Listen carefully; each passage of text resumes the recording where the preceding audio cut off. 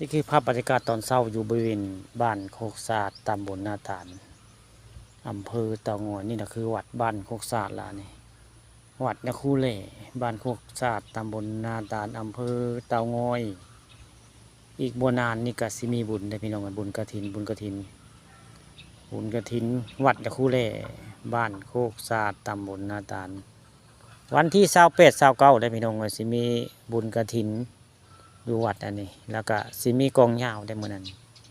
จะมีกองยาวด้วยได้มื้อน่ะมื้อวันที่29มีการฟ้อนรำมีกองยาวนี่คือภาพบรรยากาศในวัดวาอารามบ้านโคกสะอาดตำบลท่าตาลล่ะนี่ซึ่งหน้าคือเป็นพระจักรพรรดิได้พี่น้องนี่พระจักรพรรดิได้ปั้นสร้างโดยแรงบันดาลใจของไทยบ้านโคกสะอาดนี่แหละคือเสียตอมได้สักส่วนอวนต้านพากันมาเฮ็ดตุ้มโฮมสร้างพระสร้างเจ้านี่แหละนี่อยู่บริเวณวัดบ้านโคกศาสตร์ตำบลนาตาลผู้สักส่วนเฮ็ดพระนี่ก็คือเสียตอมเจ้าของเสาปูนได้เสาปูนสวยงามเสาปูนนัดแรงก็คือเสียตอมเป็นผู้สักส่วนพากันมาเฮ็ด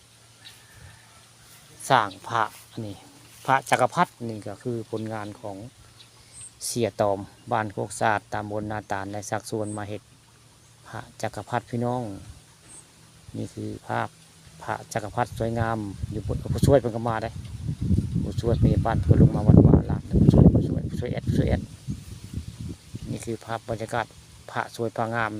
แรงบันดาลใจของเสียตอมสักส่วนคนในบ้านละมาสร้างมาแปลงเนาะรวมด้วยช่วยกันน่าจะเป็นพระนี่ก็ได้แต่ว่าวันที่29นี่คือบุญกฐินพี่น้อง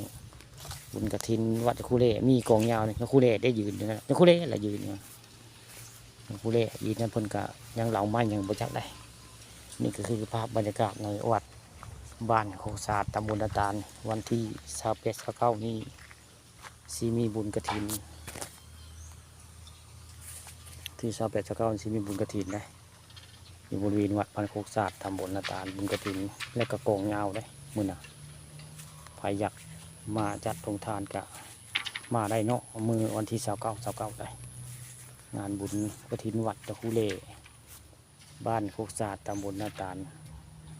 วันที่29มีเนี่ยได้งานบุญกฐินมีกองยาวได้เหมือนคืนได้นี่คือภาพบรรยากาศในวัดบ้านโคกศาสตร์ตำบลนาตาลอำเภอเตางอยละนี่คือวัดบ้านโคกศาสตร์นะพี่น้องนี่ที่มีงานบุญมีกองยาวม่วนมื้อน่ะวันที่29